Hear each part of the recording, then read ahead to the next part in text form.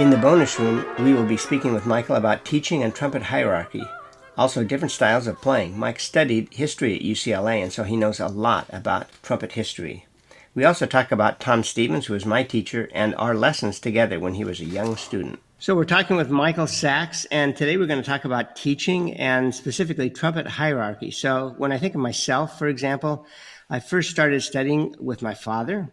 And then my father gave me over to Irving Bush because Irving Bush had studied with my father. Irving had also studied with James Stamp. And towards the end of our time, Irving transferred me to Tom Stevens. And Tom Stevens had studied with James Stamp, also with Lester Remsen. And then finally in New York, he had studied with William Vacchiano, the first trumpet of the New York Philharmonic for many years.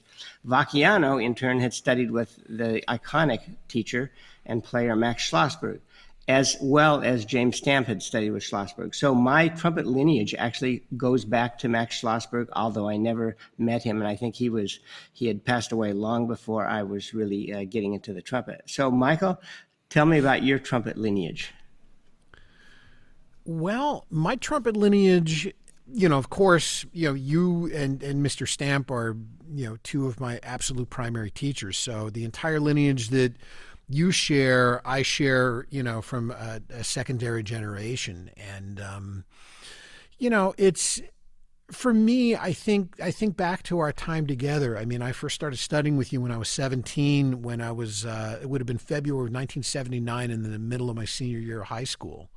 When, as I mentioned, I found you through, the trumpet player in the local Santa Monica horn band Canadian Bacon, which was, very famous. And Steve Dorset had, gotten us together. And, realizing you were in Santa Monica and then coming over and taking lessons at your house was really a revelation for me. And, I remember very early on, maybe it was even just, a few months in, maybe that fall, the beginning of my time at UCLA, where I continued to study with you, even though I wasn't a music major at UCLA and you were not affiliated with UCLA. You were my primary teacher throughout, my entire undergraduate. And then the beginning of my junior year, you were going to focus a little bit more on your composing. And I remember you curtailed a lot of your teaching, except you were going to teach me and Pat Conkey, the wonderful trumpet player in the Nashville Symphony, who's the same age as me. And you were going to teach me and Pat maybe once a month, once every 3 weeks or something like that. And then you coordinated with Mr. Stamp that he would see me in those interim weeks.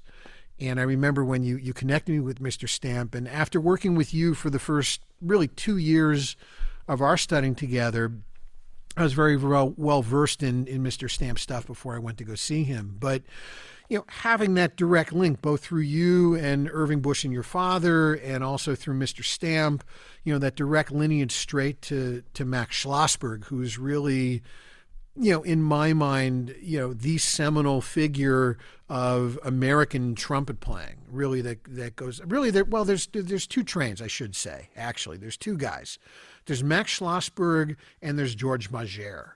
And, right. One is, with Schlossberg is from, this Russian school that goes back to, Wilhelm Wurm. And I forget what Wilhelm Wurm's Russian name was. It was like, I can't remember this. I remember reading Ed Tarr's East Meets West or West Meets East. What is East Meets West is his book?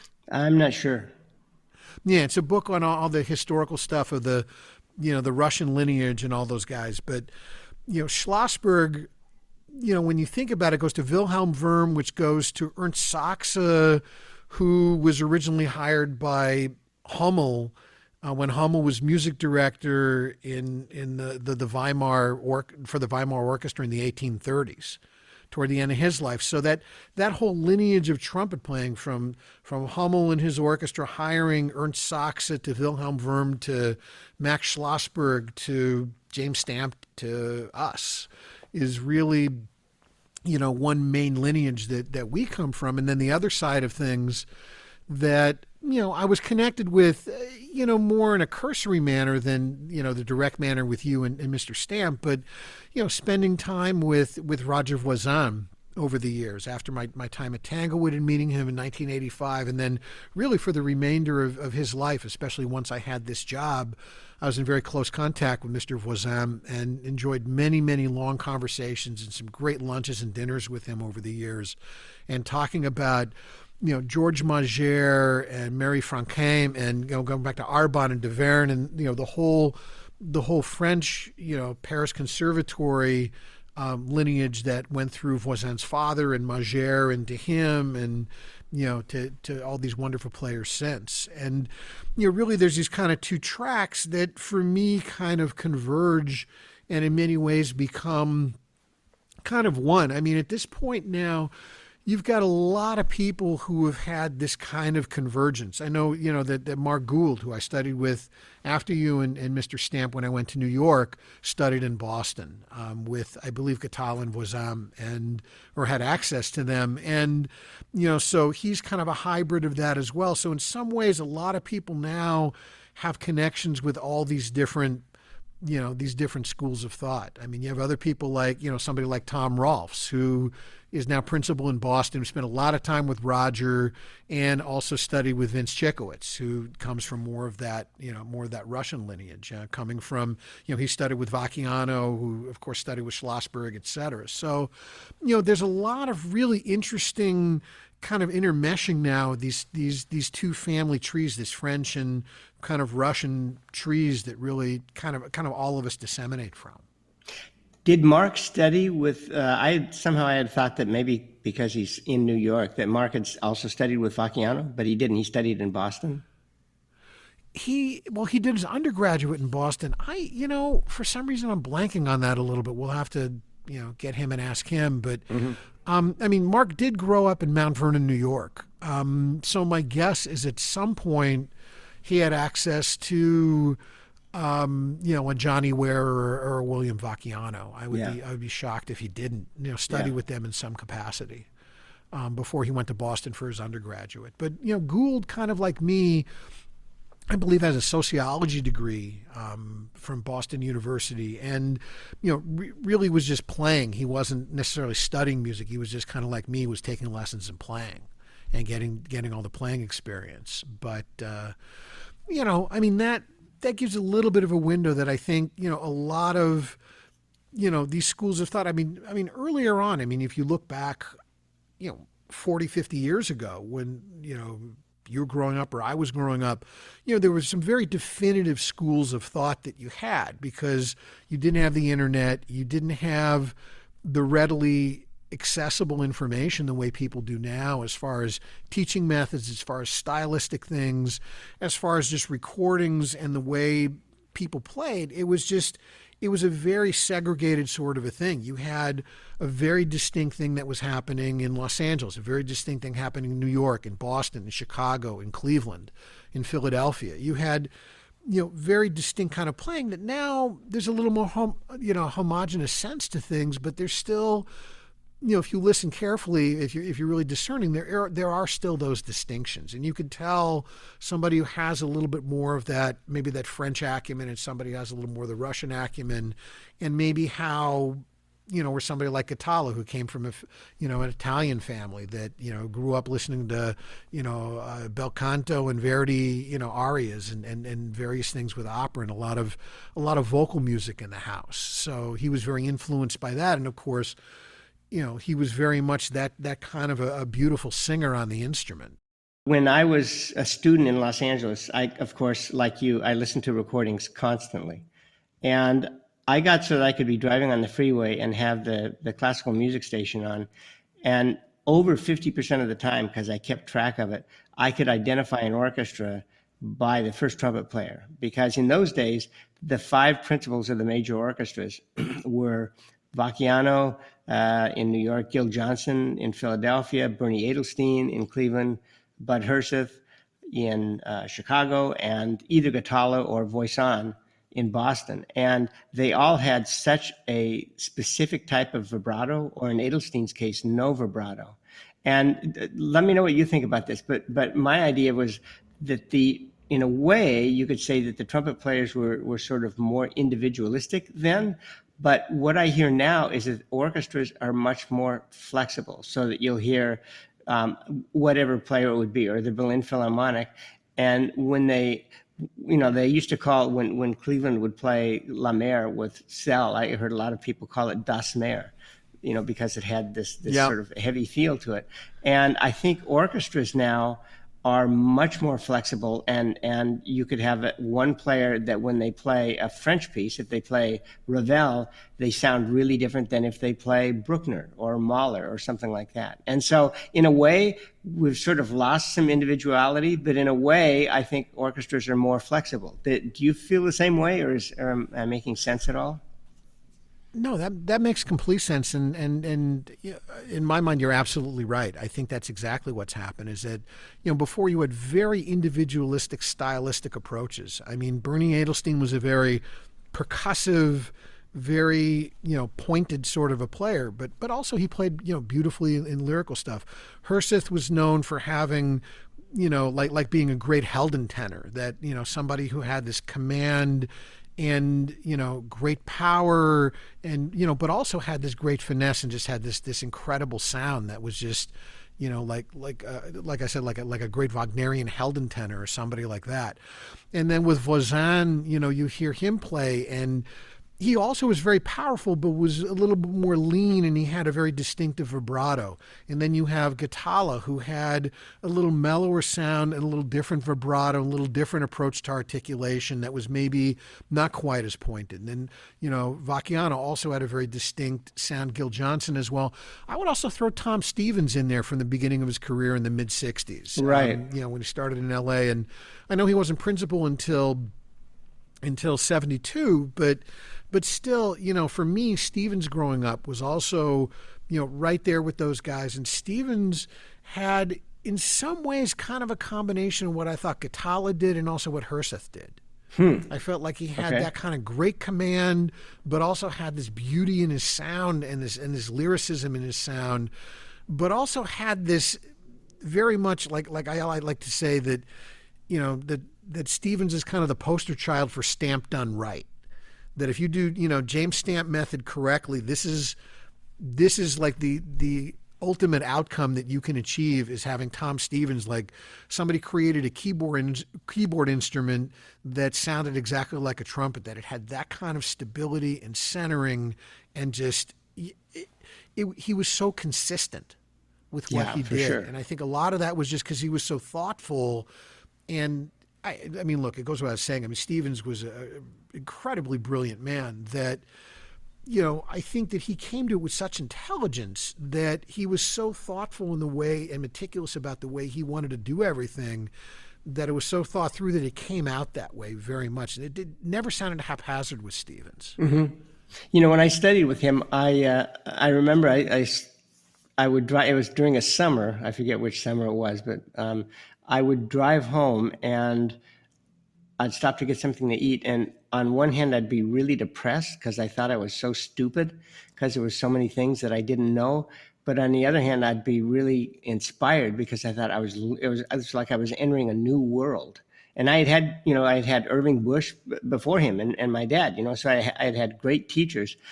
But he talked about stuff that other people didn't talk about. And actually, I don't think I ever played an orchestral excerpt for him. I don't think I ever did that. But he just talked about music and phrasing and concept and all of that. And it was really, it just opened up a new world for me.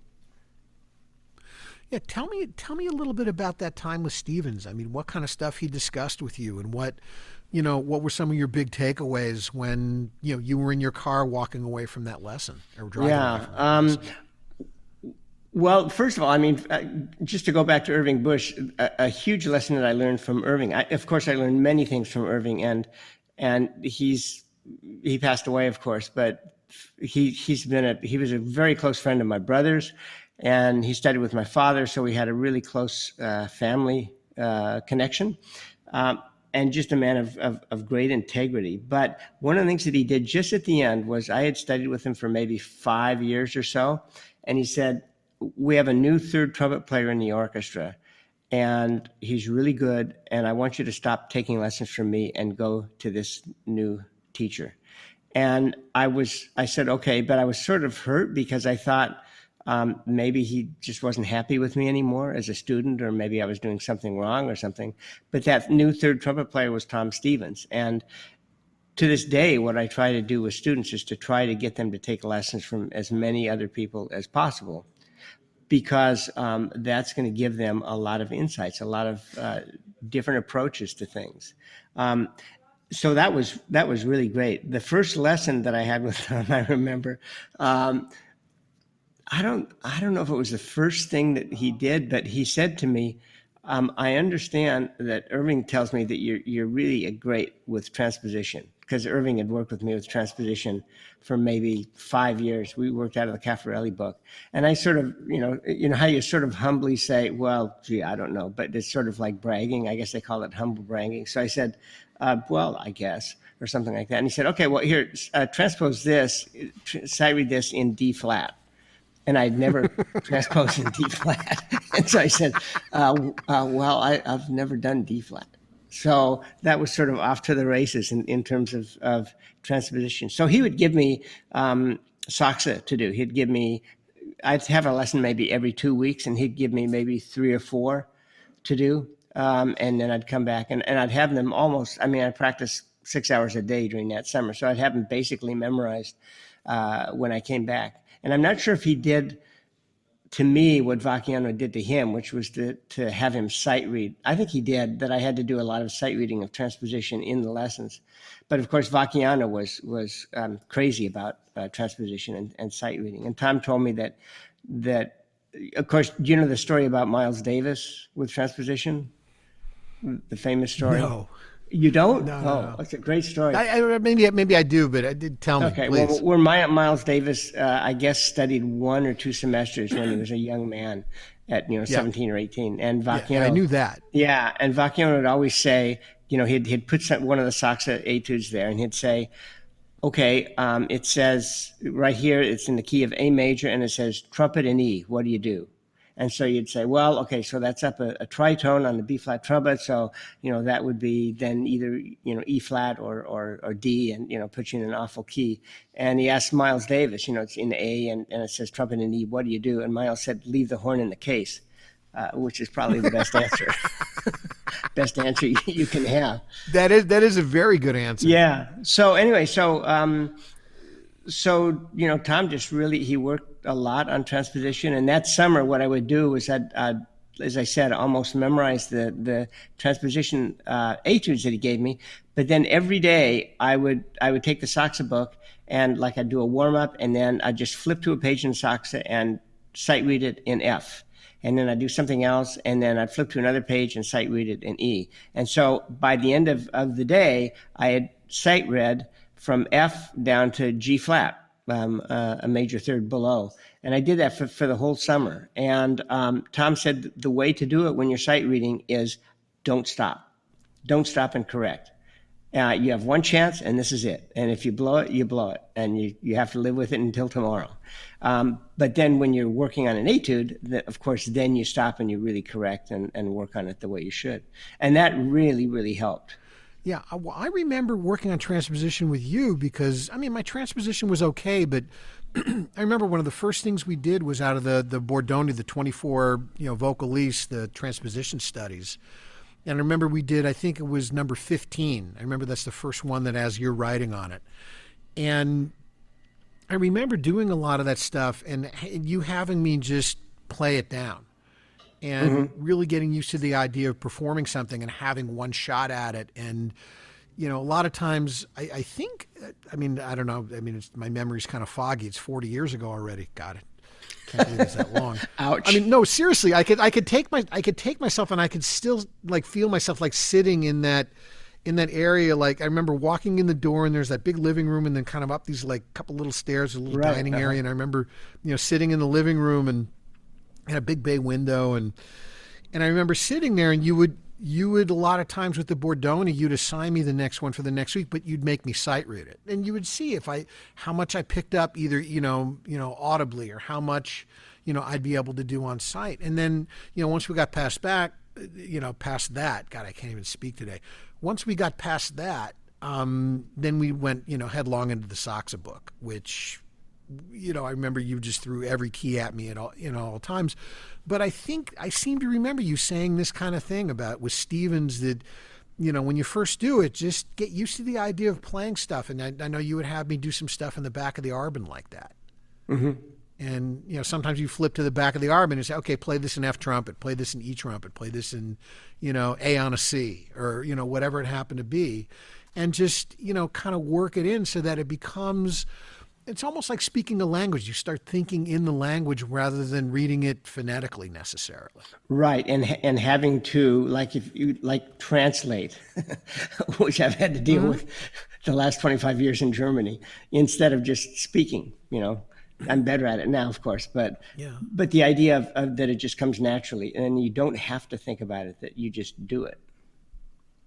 Yeah, and that, of course, that came from, the Sachs book was, Vacchiano, one of Vacchiano's big staples, and that came from Schlossberg, who, as I mentioned before, the Wilhelm Wurm connection, that at one point both of them were in St. Petersburg at the same time, which they had to have known each other. And that's probably where the Sachs book came from, because Wilhelm Wurm had studied with Ernst Sachs in Weimar. And that's where that whole thing, I think, eventually came from. And, I could correct me on this. I could be wrong, but I think it's a Wurm book that there are several etudes that either he copied Sachs or Sachs copied him, that they're basically identical. And I have no idea who copied who. I would probably guess that Wurm copied Sachs because Sachs was, I believe, his teacher, and I believe somebody who was quite a bit older. Okay. But I don't have the dates readily available. I might be wrong. Somebody could be listening to this podcast and thinking, "Geez, would this guy get his act together on the history?" But anyhow, right. I think it's one or the other. It's one of those things. But I find all this lineage stuff and just what guys were doing. I mean, you look at Schlossberg, and it was very typical of Eastern European, Jewish heritage, coming from Russia, studying in St. Petersburg, coming over in, I believe, 1902, getting the job in the Philharmonic, et cetera. And, I don't know. I find that very interesting. There's a lot of that kind of lineage. I mean, when you look back, actually my first teacher was Ziggy Ellman, was the person who started me. And, I was little, and it just so happens that Ziggy, when he was playing with Benny Goodman or Tommy Dorsey, someone like that, in the late 30s, did a show in Oregon, very close to where Doc Severinsen lived. And where Doc Severinsen was growing up, Doc was 11 or 12 years old and went to the show. And he told me he was sitting way up in the rafters in the balcony and hearing Ziggy play. And in a lot of ways, he said, that's what I want to sound like. With Ziggy, that Ziggy was a huge influence on him. And I just remember when I told Doc that I studied with Ziggy, he just he was just went off. He was so excited that that's great. He told me the story, and it was really cool. But so that whole kind of Russian school of playing and Russian Germanic school of playing that that came over around that time. There's another guy by the name of Jacob Borodkin, who I actually have his main Besson, that B flat from the mid-20s, that he used as principal, his longtime principal at Radio City, that I actually bought from his grandson a few years back. And Jacob Borodkin was at one point, he was in the Met and the Philharmonic when Mahler was conducting, and then he went to Chicago. He was principal in Chicago Symphony for a year, principal in Lyric for a couple of years, then came back to the Hippodrome, which eventually morphed into Radio City. And Borodkin was one of Glance's main teachers. Yeah, he was another iconic trumpet player. Yeah, and Glantz is another guy, from that kind of an era and that kind of a thing with Schlossberg. And, so it's very interesting where all these guys come from, and this very particular style and this particular, in many ways, this very particular kind of sound acumen that I've always felt very kind of in my DNA. It just felt like that. And I felt like that was something that in many ways you brought out with me. And that, for me, my mom, I grew up, my mom was a huge NBC Symphony with Toscanini fan. And she had all these recordings that I would listen to and, unaware that I was listening to Harry Glantz all that time. Uh-huh. So that's one of, my main sonic influences was hearing Harry Glantz. And then she was a huge Bernstein fan. So anything with Bernstein in New York or Boston. So I was listening to, Johnny Vacchiano, and she loved Munch in Boston. So I was, hearing Voisin and Gitala. So unbeknownst to me, all this stuff by osmosis was kind of sinking into young me that I had no idea. But that's kind of, when I heard the trumpet, that's, especially Glantz, was really that kind of a marker for me. And then, of course, Stevens, growing up in Santa Monica, and, the LA Phil being the first orchestra that first great orchestra I ever heard live, and hearing Stevens. And the first thing I actually heard Stevens do was, of all things, a Mahler 8 at the Hollywood Bowl. I played that, I think. I played in that. Really? Yeah. Tom do the one that I played? Tom did the offstage stuff at the end. I don't know. Then I didn't play that. This would have been like 1970s. Sorry, go ahead. No, just that if Tom was playing first on stage, then I did not play that one. All right, this would have been in like 77, 78, something like that. Well, it could have been. I don't know. Why would Tom do the offstage, man? Well, I mean, Duvall. I mean, I don't know if he. Well, they were Duvall co-principals. That's right. By that time, yeah. And I mean, Duvall was right. In my way of thinking, was the most underestimated or underrated, principal trumpet player going, just because he was so humble and so quiet and everything. Oh, he was fantastic, man. Yeah. I mean, he was a great player. I mean, he always played the offstage Mahler 3. Right, exactly. I remember hearing that, and all silly things. I always think of him when I think of the theme to Dynasty, the show Dynasty. Oh, yes, that's right. That was him, I think. Yeah, that was Bob Duvall. And it's beautiful playing. Yeah. I remember when Bill Conti came here, and I remember playing that. I remember talking to him about hearing Duvall playing Mahler 3. And, we're talking about Bob Duvall, who, of course, I really didn't know Mr. Duvall at all. I don't think I ever met him. But I remember hearing him play and, talking with Bill Conti about that, and Bill Conti just waxing on about, the Dynasty theme, and just what a gorgeous player and what a sweet guy he was. He was fantastic, yeah. I listed Irving and Irving Bush and Tom Stevens and James Stamp, in addition to my father, but I also studied with Bob Duvall a little bit at UCLA. Unfortunately, there were two other people taking lessons at the same time, so, I didn't get much individual attention, but he was just great. And he was, I mean, the difference between Tom and Bob, what an amazing section, because you had Irving Bush and Bob Duvall, who were gentlemen and wore ties and sometimes suits to rehearsals, and Tom Stevens and Mario Guarnieri wore jeans and T-shirts.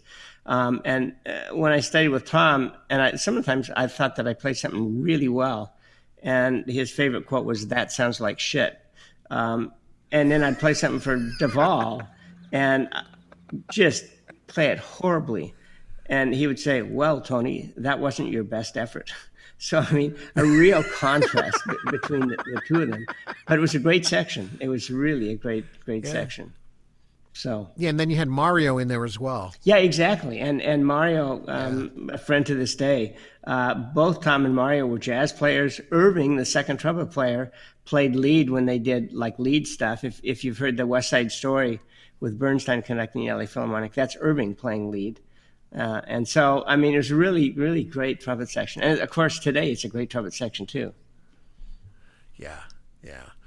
Well, it's interesting because, growing up, you guys were all my idols, and a couple of things I want to throw in here. You had mentioned about taking other lessons and getting other perspectives, and one of the great things studying with you was that you gave me such a broad sense of people to listen to and different resources to go to. And, I remember when toward the end of my time in LA, you encouraged me to take, I took some lessons with Boyd Hood. I took some lessons with Mario. I never took a lesson with Stevens. And it's funny, but I just remember everybody who studied with Stevens, who I knew who was my age, came out of their lessons in tears. and I just thought, you know what? I don't need a beat down. I'm just going to go hear him live, and those will be my lessons with Stevens, is just to go hear him live. And they were absolutely, there were incredible lessons on sound production and control and phrasing and nuance and everything, in every detail imaginable, just about being the quintessential musician. No, but taking lessons with other people, I mean, even there were a couple times I tagged along with my parents to New York on business trips, and I took a couple lessons with Vacchiano. And funny, Vacchiano, my first lesson with him, I'm in his basement in Queens. He asked me to play some, play this, play that. What about this? I told him what I had ready. He said, play that. After about 20 minutes, he looks at me and says, okay, the way your embouchure is set up, you technically should have no high range, no low range, no sound, and no endurance. Because I kind of tuck my lip over my bottom teeth, I kind of tuck my bottom lip in a little bit. Yeah. And he goes, that said, your embouchure looks exactly like mine, so anybody tells you to change this, you tell them to come talk to me and I'll take care of them. You don't ever change a thing. This sounds great. That's great. It was really sweet. I mean, he was funny. I really, really enjoyed my time with him. And then, of course, when I was in New York at Juilliard, there's a canteen at Juilliard, and a lot of times I ate lunch there, and I tried to time it when I knew he was teaching, and he always ate his lunch there as well. And a lot of times, if I was by myself, either he'd come over and sit with me, or if he saw me, he'd wave me to come over, and I'd have lunch with him. And he was always, always, always just incredibly supportive and kind to me. And I mean, even to a point, this is much, much later. This is, oh gosh, he was maybe in the last couple of years of his life. Well, first of all, every time I went to New York, I always found out when he was teaching at Juilliard, and I'd go by and I'd make sure I'd be there like on the hour, half hour, whatever schedule was, to be able to, say a quick hello and, show my respect. And, I always liked seeing him. But there was one time I was playing Brandenburg with the Chamber Music Society, and played Brandenburg 2, and it's right before intermission. And a couple guys come up to me and say, hey, there was this older guy here. He said he couldn't stay, but he wanted to tell you sounded great. And I said, oh, man, thank you. Yeah, they said it's like the Vach. I said, Vacchiano? I said, yeah, Mr. Vacchiano. I was like, oh, my God, he just heard that? I mean, thank God great. I didn't know beforehand. Yeah, I would have exactly. been, just like, but, it was so nice. He says, yeah, he said he had, there's a Canadian brass show next door, with the Philharmonic guys, and he wanted to make sure and, see you, but, he needed to get over there, but he wanted to tell you that. He didn't need to do that, man. But that meant the world to me, and says so much about him. But, right. Also, on those trips, I take lessons with Vacchiano, I took lessons with Gould. I took some lessons with Alan Dean, which was great. Mm-hmm. I mean, oh my God, you talk about somebody, I mean, anything you can go into or blow into, he can play. I mean, it's just so stunning. I've never known anybody who could play so many different styles so prolifically, with such command and such, interest and fluidity and also be just one of the great human beings ever. I mean, I know that you guys are very, very close and like brothers. I mean, but I just adored, the couple lessons I took with him. He set me up on a blind date with the woman who's been my wife for almost 30 years now. So yeah, that's one thing that we have in common. Yeah, he's fantastic. There was actually he's a gem. There was a time several years ago where I think he actually maybe even sent this to me. He was in Canada with his brother, and his brother said, okay, let's go to this church and we're just going to record something. So Alan recorded Amazing Grace with the pianist, and I don't think they even ran through it. They just did 3 verses, and in the second verse, he sort of plays a jazzy version of it. And I just thought it was so great. And when Kathy came home that night, my wife, I said, "There's something I want you to hear, and I'm going to say something afterwards, and don't get mad at me." And so I played it for her, and then I said, "Listen, I don't want to be morbid, but if I die before Alan, that's what I want him to play at my memorial service." And she said, I thought she'd get mad at me for being sort of morbid, but instead she said, I was thinking the same thing about me. So, I mean, I don't think you can give anybody a greater compliment than that. Yeah. So there are tons of trumpet players who can play a lot of notes, and Alan, and not say much, and Alan can play just a few notes and say a lot, and that's what I love about his playing. Oh, yeah.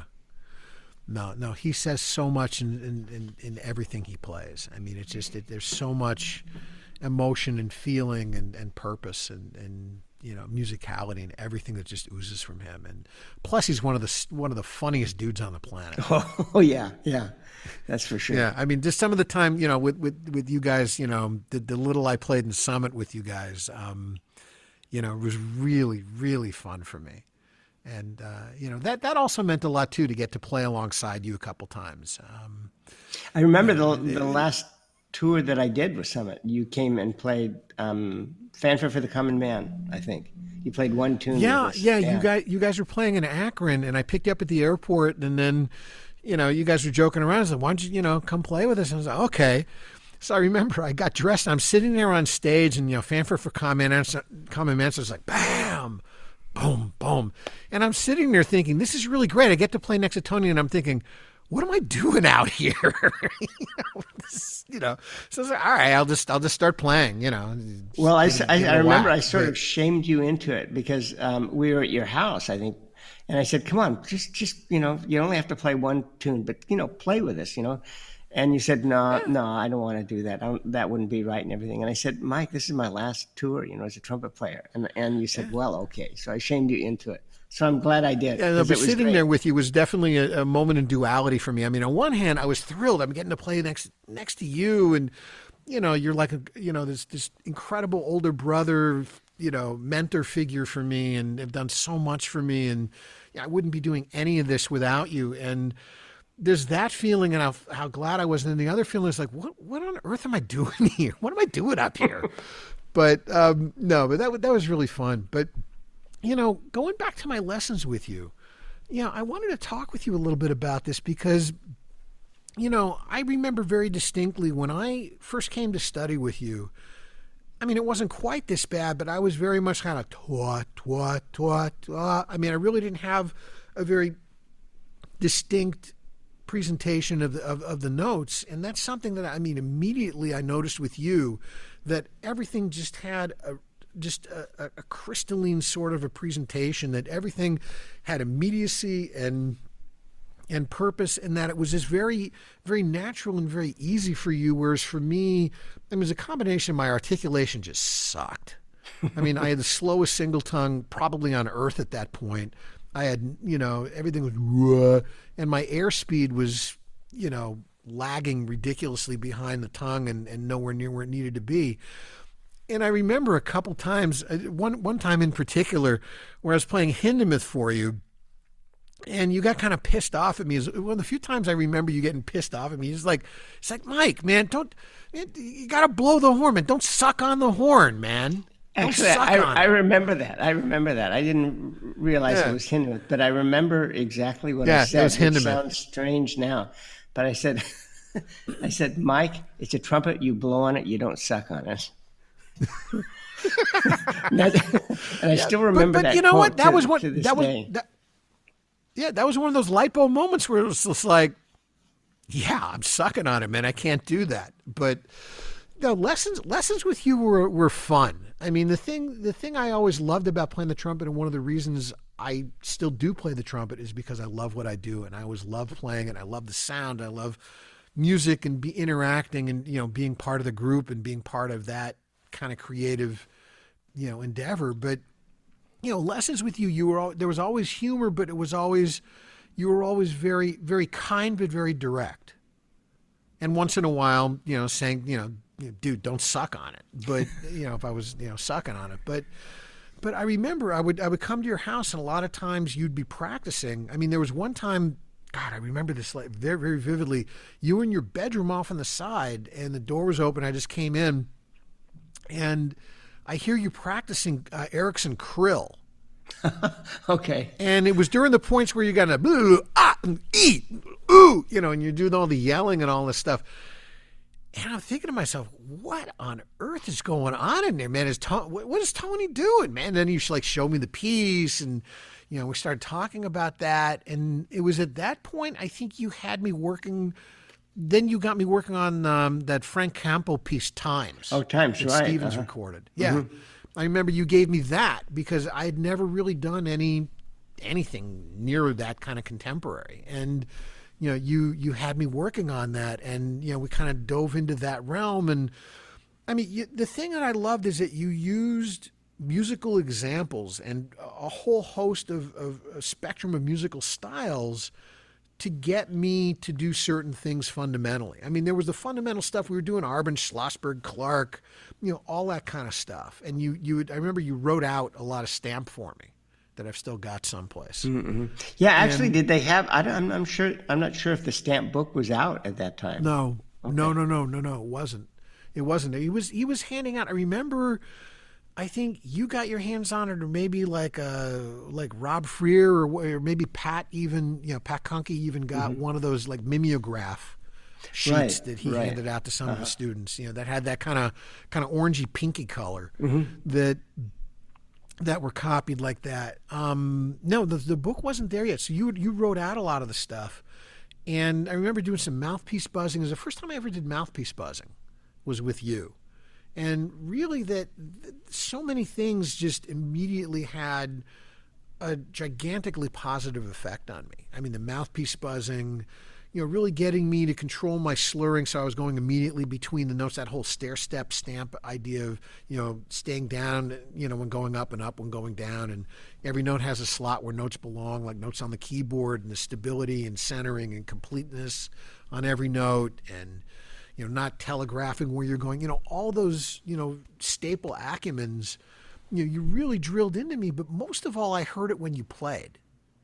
I mean, you spoke, of course you described it, but you would show me with your playing, and it was just like somebody shining a line on it. It was like, oh, yeah, okay, I hear, because I was always very good at listening and discerning like what I was doing and then hearing something different, than being able to play that back differently, more what you were doing. So there was a lot of back and forth in our time, as, I remember with your teaching. And one of the things I remember distinctively is just the whole way you articulated and the way you used your air, and that you had such assuredness in the way your notes spoke.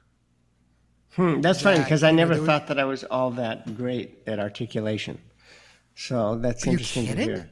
No. Really? Oh man, to me that was your one of your like strongest attributes. Your articulation is incredible. I mean, like your Halsey Stevens recording, or any of the stuff. I remember you playing Bozza Caprice with me and working on that. I mean, I don't know. That was something actually I had to work on that quite a bit, especially like the beginning of really? notes. Yeah, because I remember. Really? Yeah, when I was a student at UCLA, the first trombonist in the LA Philharmonic was Byron Peebles, who, again, he also was a great gentleman. And he was so nice to me, because I was this eager college student asking him questions, and he was always really patient. And he said that when he was playing in Chicago, I think it was his assistant principal trombone, maybe, he said he had a lot of free time, and he felt that his articulation was not good. And so he practiced it, I think he said, an hour and a half a day. And what he would do would just take random notes. And so what I did was I used the Newart book, or you could use like a Brandt study or something like that, and just play one note, take the horn away, play the next note soft, take the horn away, et cetera, and maybe do 2 or 3 lines of just bop, take the note away, horn away, bop, another note, and so forth. And over time, it got better, but, I figured like I was playing to a draw, not that I was winning the game at all. So that's a lifetime ago, because I haven't played trumpet for about 20 years now. So that's a distant memory for me. No, your articulation was always crystalline and just as as fine or better than anyone's I ever heard before or since. And Wow. I mean, Okay. a lot of those kind of timing drills is exactly what you had me working on. Is that kind of bum, and maybe it's almost like Mary Francain kind of stuff, where in the Francain method you've got the like whole note, 4 beats rest, whole note, 4 beats rest, or half note, 2 beats rest, quarter note, 3 beats rest, quarter note, that kind of stuff. And then actually got into, this isn't meant as a shameless plug, my fundamentals book. A lot of stuff in there is stuff that you had me do. I mean, there's the timing drills of just taking a scale and just going bomb, bomb, bomb, and just being, very quick and just working on that timing. And also that, what I think actually came from Vacchiano was a bim, bom. Right, exactly. Bom. Yeah, I got that from that Stevens, who got it from Vacchiano. Yeah, and then you gave that to me, and then I put it in my book, and I should probably, do some sort of a footnote there that's where that came from. But I remember you took that, and then you took it, and went bum, bum, bum, bum, bim, bum, bum, bum, bum, bim, bum, stuff like that, doing, like fifths like that, like 2 octaves in fifths, like, C, G, C, G, C, that kind of a thing, up and down. And just a lot of it was that I didn't have the immediacy, and it was you using that to kind of kickstart me. And that was one of the main exercises that got me to figure out that timing, is because I was always, not that I was, reactive rather than proactive, but I wasn't quick enough to go, I was kind of going, almost like to-hoo rather than to. Mm-hmm. And, my air was a little late, and it like that kind of, to be able to go bum, bum, bum, bum, my air had to be, much quicker up front. And it was a way to kind of kickstart my airspeed. That was one of the main things that was kind of an aha moment for me. I remember about a year into studying with you. I remember the end of my freshman year of college. All of a sudden it was like, oh, that's how that works. Oh, okay, got it. I mean, it literally was kind of like I walked through the door and didn't look back. But it was because of that, and because of really just hearing you play. But yeah, I mean, there was that. I mean, I remember a lot of excerpts because, we just had the excerpt books. We didn't have a lot of the books that are available now where you can actually get the complete parts, or you can get, excerpts to Bartok Concerto for Orchestra, or pictures at an exhibition, or, Gershwin pieces, or anything that was, not in the public domain, or you can get the parts. And you would actually, I remember, I still have this somewhere where you wrote out all of the Bartok Concerto for Orchestra licks. Really? Huh. Okay. And I remember you signed it to me, and you gave me an LP of Reiner and an LP of Zell recording. Zell with Cleveland and Reiner with Chicago. Was like, here, you gave me the piece of paper. Here are the recordings. Listen to the whole piece. Don't just listen to the recording, and go. And you did that. You did that with a lot of stuff. One thing that I remember talking to you about just recently, and fortunately I did not influence you in a negative way, was I think I'm pretty sure that we had gone over La Valse by Ravel. And the last time I ever played that, I think it was the dress rehearsal, the clarinet player, first clarinet player who was sitting right in front of me, turned around and he said, "You're playing a wrong note in the last measure for trumpets. The third note is wrong." And I said, "No, that's right." And he said, "No, it's wrong." He says, "You're playing a B natural." And I said, "It's supposed to be a B natural." And he said, "No, because the first note in the measure is a B flat, so it should also be a B flat." And so I realized that for maybe 40 years, I had been not only playing that wrong, but teaching it wrong. And so I was wondering if it made its way to you. And for like however many years, 30 years, 32 years, you've been playing La Valse and playing a wrong note in the orchestra. But evidently you played the right note. So that's good to know. No. I'm okay. I mean, I've recorded it twice. I hope to God I played the right note. Well, I mean, the thing is about that, there's so much noise with the percussion, nobody hears anything. So I'm surprised that the first clarinet player could even hear me. But yeah, so... Yeah, that's one of those things. We played that piece a lot with Dochnani in particular. And that's one of those things with John Mack, our longtime principal oboe player, who was right in the line of fire with me, even though he was 2 rows up. He would have noticed. That's something he would have noticed. He would, "Michael, you're playing the wrong note." Which you got to say, John was like my uncle. John was a very, very, very dear friend, and somebody who I just love and adore, And still to this day, every day I think about him and something he said to me that made me a better player and a better person. And Yeah, I think it was John Mack and David Zauder, right? Those are the two main Mack and Zauder. But I mean, Mack would have noticed that. I mean, he would have picked that out. Or I mean, playing it with Boulez would have picked it out. Right. Most definitely. I mean, he was, you can go, and you'd be like, third note in this septuplet is a D sharp, not a D natural. And he'd solfege it, and you'd be like, oh, yeah, he's right. Yeah. That's pretty amazing. These guys with crazy ears. But so another thing, we mentioned the other lessons that you encouraged me to take. So at one point, this would have been 1981, Ed Tarr came to town. Right. And you coordinated a bunch of lessons, and I got a lesson with Ed Tarr. And I remember distinctively playing B minor Mass for him and Magnificat and Christmas Oratorio.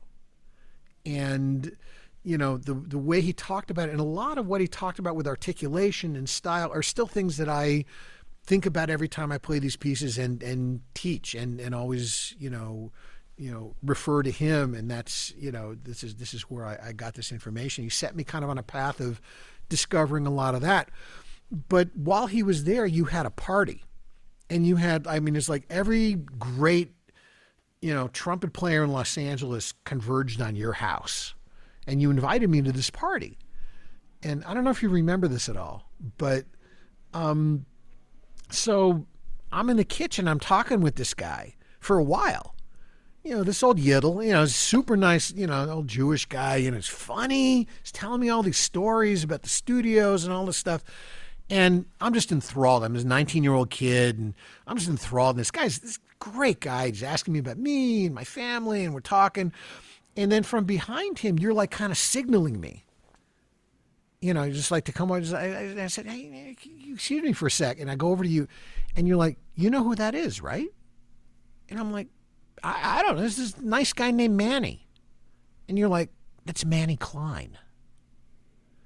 And I'm like, that's Manny Klein? I had no idea that was Manny Klein. I'm talking to the guy for 45 minutes or something. And you're like, that's Manny Klein. You know who he is, right? And you start telling me, who he was. And I'm like, oh my God. I'm like, die. I go back and try to talk to him, and he was really sweet, and it was one of those things where he couldn't have been nicer. I think Malcolm was there. And a lot of guys were there that I was way too afraid to talk to. That now it's so funny. Like now, Malcolm is I've had some dinners with him, and he couldn't be nicer. And now I've gotten to know Jerry Hay and Gary Grant and Larry Hall and Wayne Bergeron and John Lewis. All these guys I'm friends with now, which is kind of mind-boggling to me. But with Stevens, the funniest thing for me was that at the end of one of the lessons. This would have been 1981, around the same time. And I was sometimes your last lesson of the day. And you said, listen, I'm going over to Tom Stevens' house to try out these new trumpets that this friend of mine from Bloomington, is making. And it turned out to be Dave Monette. And, I said, yeah, sure. I'll go to Tom Stevens' house. Sure. So I remember driving with you I had a Mustang convertible at the time, a 65 Mustang convertible. And you were like asking what kind of tunes I was listening to, because I had this, kind of tricked out speaker system I'd put in. And I remember playing some ZZ Top for you. I remember playing ZZ Top LaGrange for you. And I remember very you were kind of like, well, Mike, yeah, that's some interesting music. Not a lot of lyrics there. It's interesting. I don't remember that, but I do remember. I think you had that on your answering machine when you were in New York. Oh yeah. It's a great tune. It's really a great tune. I had some stupid crap on my answering machine, but anyhow, I remember driving you to Stevens' house, and we go there, and we meet Dave Monette, and he's got his new trumpets, and I remember I'm just I am petrified, because all I've heard about Stevens is he makes people cry. So I'm staying clear, and of course, he's got the huge mustache and and the big hair, and he's very very foreboding, man. At least at that point he was. And so at one point, you're trying a horn, he's trying a horn. Did I actually try the horns there? I thought I just sort of listened. Really? Yeah. You tried. Okay. You played a couple notes, but at one point, he looked at me and he was like, "Here, kid, you play. You play the beginning of Pictures." And I played it while you guys listened. And remember, I knocked out a decent Pictures, and he's like, all right, give me that back. He's kind of gruff with me. But so fast forward about 15 years, and when I got this job and I started going back to see my folks, Rick Giulio, the wonderful trumpet player from the Dallas Symphony, connected me with Stevens. And Tom and I started having lunch every time I'd go out to L.A. or I'd go see a show and I'd see him or we'd talk, and we'd have these like great 2-hour talks on the phone. So I'm talking with him this one time, and he's telling me about this picture in his living room that's, we're talking about you, and he's like, Tony, and I got this picture. It's like, my wife took me, Tony, Dave Monette, and some kid. It bugged the hell out of me. Who the hell this kid is? And I started thinking about it. I was like, describe the kid. He's like, yeah, he's got this, black mustache. He's pretty tanned, his brown eyes, and a big kind of fro of black hair. I said, Dave, I said, Tom, man, take away the hair, take away the mustache. Who do you see? He's like, that's you. I'm like, yeah, that's me. He's like, God damn it, this has been bugging the hell out of me for 15 years. Who the hell this kid is in my living room on this picture, And it's like, that's you. And, funny. That's great. And then another Stevens story. So of course, Bob Malone, who's, another dear friend of all of ours. I met Bob when he was working with Larry Minnick, when he was apprenticing with him. I met him when I was 16 and, took a horn to go see him. That was at Bundy and Pico, I think, or Bundy and Olympic. Yes, right. Where Minnick's shop was. And right. So I met Malone, and I became very close with Bob over the years. A very dear friend and just a genius craftsman. I mean, there's no one better out there. But so Bob had this crazy guy named Ted Savo, who was a retired, I think, TRW engineer, who knew every pawn shop owner, nationwide. Ted had like this cachet of, all these old horns. I mean, Mount Vernon, New York box, early Elkhart box, and he would leave them around Bob Malone's shop.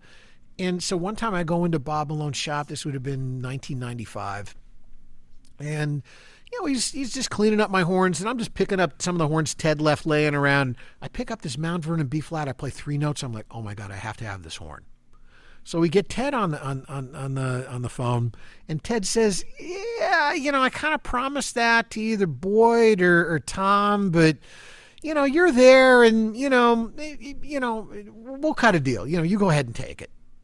So I cut a deal with him, and Malone says, listen, I'll send you the horn. Don't worry about it. I'm like, no. First of all, if I leave this horn here, Boyd's going to get wind of it, and Boyd's going to be down here in about an hour and grab this. So no way, because Boyd's got 400 horns in his house, right, or something ridiculous like that.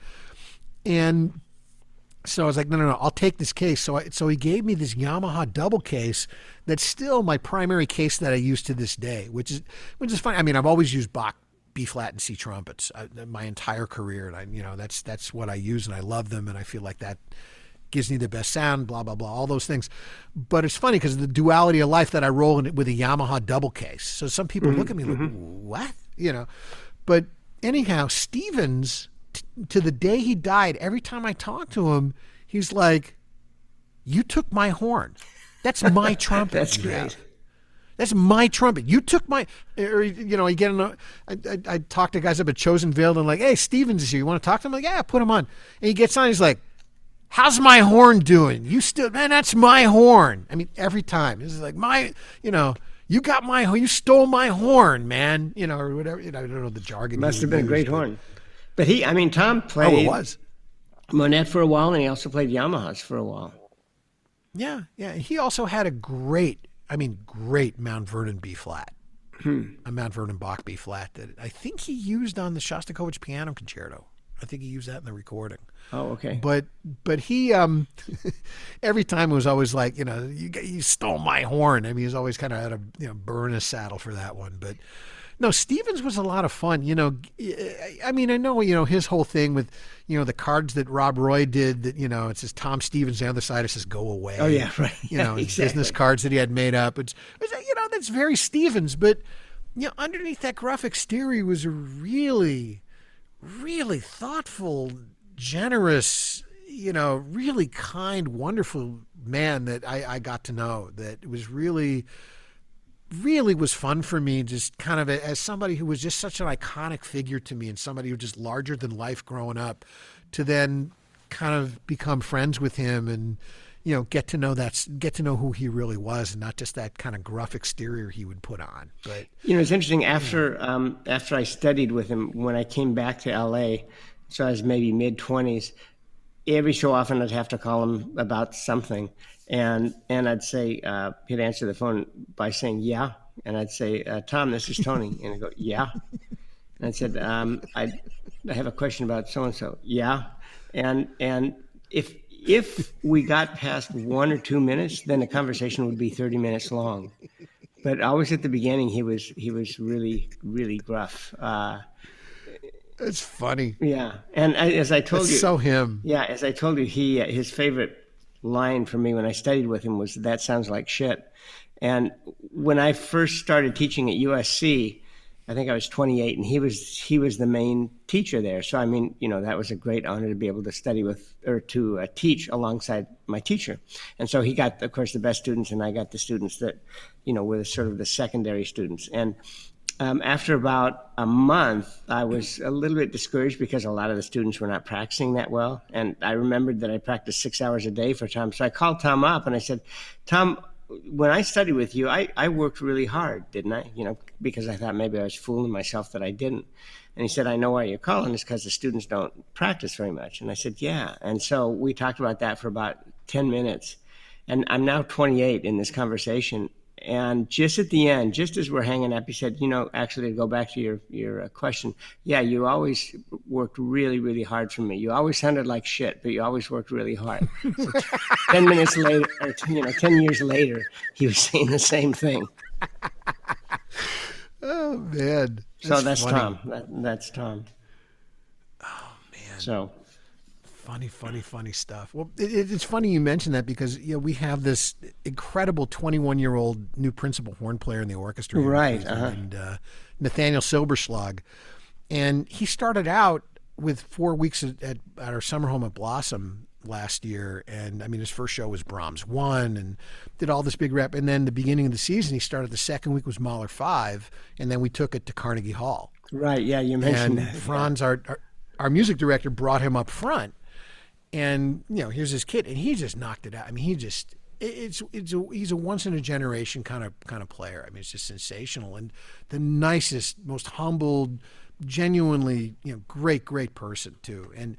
But it's one of those things that there've been a couple players over the years that with a couple of the guys that we kind of have a thing that if somebody plays something really, really great, you go up to them afterwards and be like,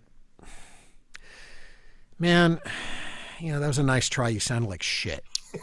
Or, I love what you're trying to do. Yeah, I love what you're trying to do. Exactly. So there was just a couple times when Nathaniel, I just walk up to him. Everybody's congratulating him. And I walk up, I put my arm around him, and I just kind of shake my head and be like, man, you sound like shit. But what I did was, and I did this very purposefully because this is something that Zauder and Mac did for me. Not exactly like this, but more in just the way they really welcomed me and supported me just right from minute one, and really buoyed me and gave me a lot of confidence with how much support and just how much they just look. Here they are, 30 years older than me, and just looking to me, eye to eye, and doing the same thing with Nathaniel and with the Mahler 5 in Carnegie.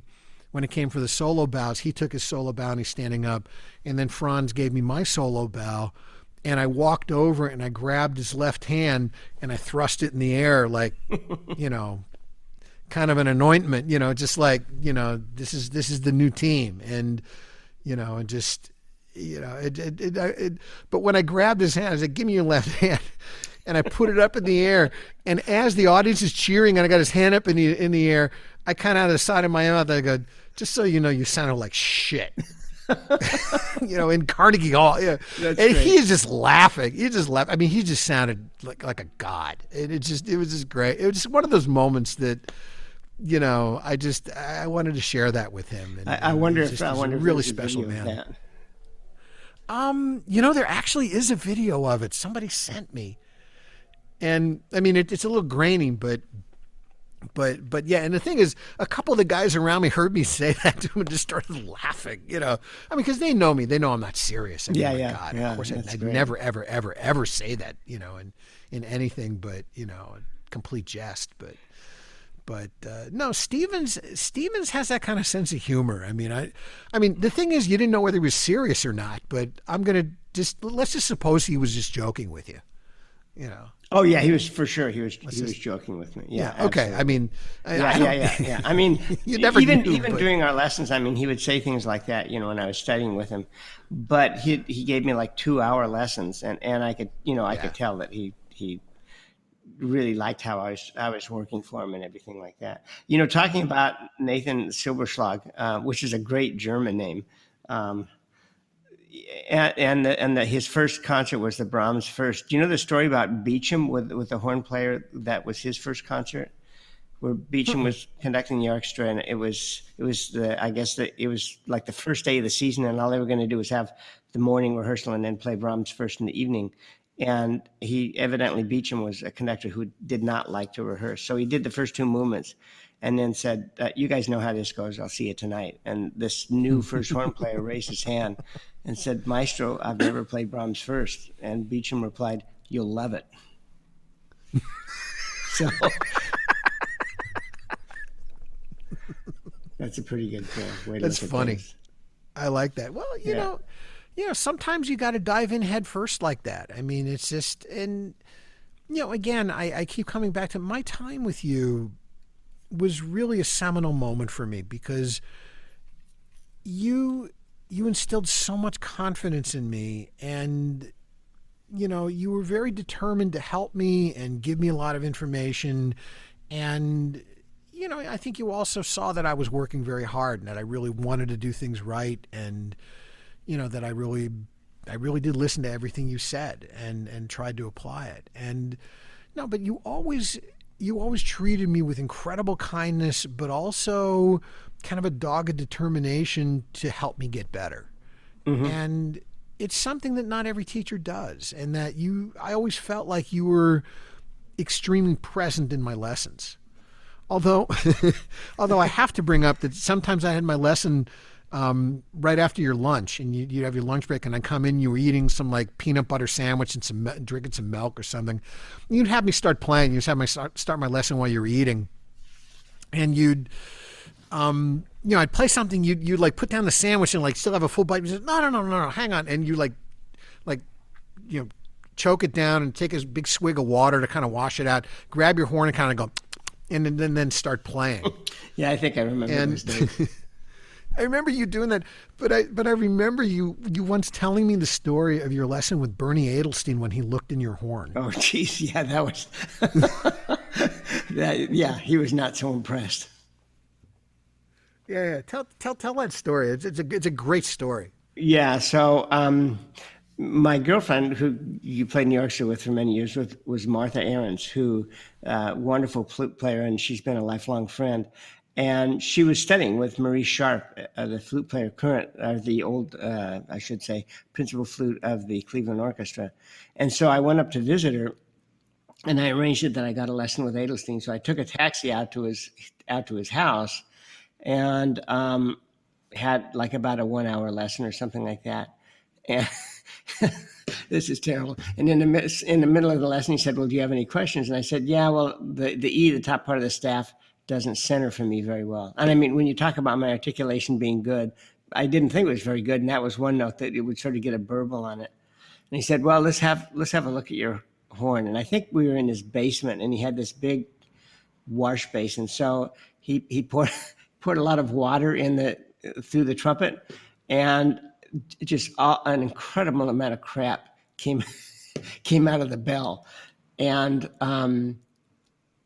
he got really quite angry. And I was in I think my first year with the San Antonio Symphony, and he said, "You certainly don't take care of your horn like a professional." And I had like my head down like a 12-year-old kid who had been scolded, and I said, "Yes, sir." And, I actually years later I met him after a concert, and I said, "Yeah, I had a lesson with you once, and you really got angry at me." So, but he was great. The quote I love from Edelstein that I got from you was that somebody asked him on a masterclass, "How do you feel when you miss a note?" And he said, "Surprised." I think that's such a great answer. Yeah, that was an ITG panel, and some kid said, "Yeah, how do you feel when you miss a note?" Surprised. And I thought, to me, that's a great way to come at it. I mean, he was a lion. I mean, no fear, no hesitation, just boom, everything. And just solid as a rock, consistent, great musician. And it's funny you mentioned that about his horn, because, Zauder, Zauder's horn, oh my God. I remember taking Zauder's horn, he always played this old, not a Mount Vernon, an early Elkhart B flat. And I one time took it out to Malone. Oh, no, excuse me. We were in LA in 1991 playing at UCLA. Malone came to the concert and came backstage because Zauder wanted him to look at the horn because he maybe wanted some work done. And Malone took one look at it, and I mean, it's held together by like nail polish and spit and glue. I mean, it's just, and you couldn't move the tuning slide at all. I mean, Dave was like, "I play at A440, and that's where the horn stays." And, it's just like there was, the tuning slide was A440 on that horn, and you couldn't move it. And Bob took one look at this horn, and I'll never forget his face as he's looking at it. He's like, He's kind of turning it both ways and looking at it. And he just handed it back to him and just said, "I'd be afraid to do anything, and this thing might fall apart. I mean, I'd be afraid. I'd be afraid to touch it." And Zauder said, "Very well. I think I can get another few years out of it." And that was, that's and great. that was it. But oh my God, I wouldn't. I mean, Dave would evict a family of 5 out of his horn if you put water through it.